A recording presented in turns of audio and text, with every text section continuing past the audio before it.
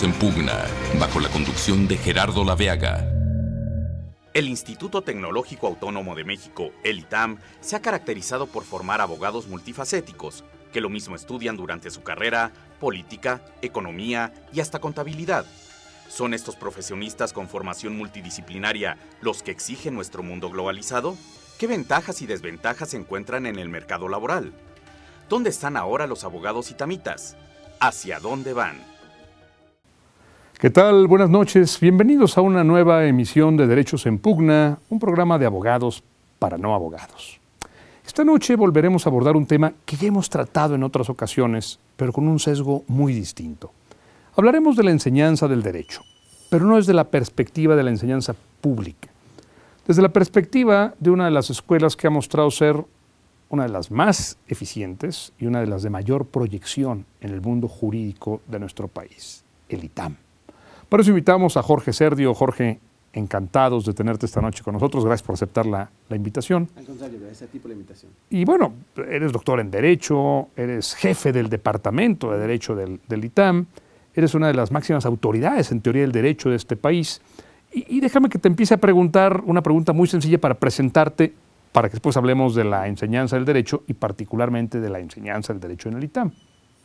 ¿Qué haces como experto en teoría del derecho? Yo creo que alguien podría decir que un teórico del derecho es la cosa más inútil, pero yo creo que es la cosa más indispensable que tiene un abogado. Un teórico lo que hace es clarifica problemas, arroja luz acerca de dónde están las cosas y los errores, y lo ubica, yo diría que en tres planos.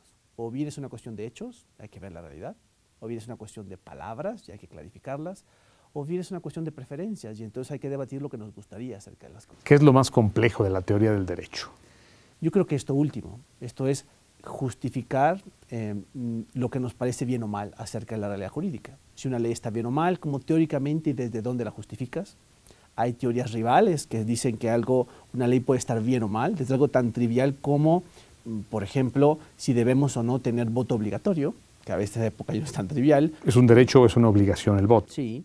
O hay gente que dice cosas más severas, como si debemos o no tener una ley que permite la interrupción del aborto. Y un teórico del derecho a veces se ocupa de tratar de presentar justificaciones acerca de estas posturas. Es una forma de teoría que es normativa. Otras formas de teoría son explicativas, y aquí también hay un reto. ¿Cómo explicamos, por ejemplo, que un país que es multidiverso como México, a la vez se llame un mismo ordenamiento jurídico, a la vez que hayan tantos distintos entendimientos acerca de nuestros derechos públicos? Es que yo no entiendo cómo alguien puede decir que México es uno, y lo es en algún sentido jurídico, y en otro sentido hay distintos intereses e interpretaciones de nuestros derechos al margen de la Constitución.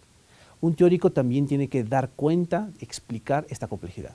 Creo que entonces el reto del teórico es triple: clarificar, tratar de explicar lo complejo y decir dónde ya ha dejado de explicar, y esto queda librado a la tarea más difícil, que quizás ya no es exactamente teórica del derecho, que es justificar. Claro. Jorge, ahora déjame cambiar la banda y déjame platicar contigo, ya no como un experto en teoría del derecho que eres, sino como el jefe del Departamento de Derecho del ITAM. Y la primera pregunta obligada: ¿cómo ves el panorama de la enseñanza del derecho en México? ¿Qué va bien y qué no va tan bien? Para que luego hablemos del ITAM. Yo creo que algo que no va bien en general es que los abogados se han enseñado unos a otros en un modo muy artesanal y muy tradicional por de hace siglos. Esto es un método que desde que hay imprenta y hay leyes consiste en enseñar la ley, hacer un comentario en la clase, y se espera del alumno que aprenda un vocabulario y lo que dice el texto, más algún comentario o alguna discusión. Y esto crea un tipo de abogado que creo que a mi entender, lejos de ser un facilitador, una persona que pone el énfasis en dónde está la solución, lo que hace es volverlo con unas gafas en donde todo problema pasa y termina en una ley. Y si una solución no está en la ley, entonces no está bien, y la conversa es la más peligrosa. Y si está en la ley, está bien y debe ser aplicado. Creo que este es un defecto de la enseñanza del derecho, el entender que el buen abogado es el que aprende un esquema de ver al mundo a través de la ley, de la norma. Y del otro lado, algo que también ha proliferado es que este esquema es fácilmente reproducible. Esto es, uno puede tener quizás una inversión de 60,000 pesos y comprarse bibliotecas enteras, montar un pequeño espacio y conseguir con alguna facilidad un permiso para enseñar derecho. Entonces también este método de enseñanza es relativamente fácil de reproducir y ha provocado la proliferación de personas que ofrecen sus servicios legales sin tener una formación técnica adecuada.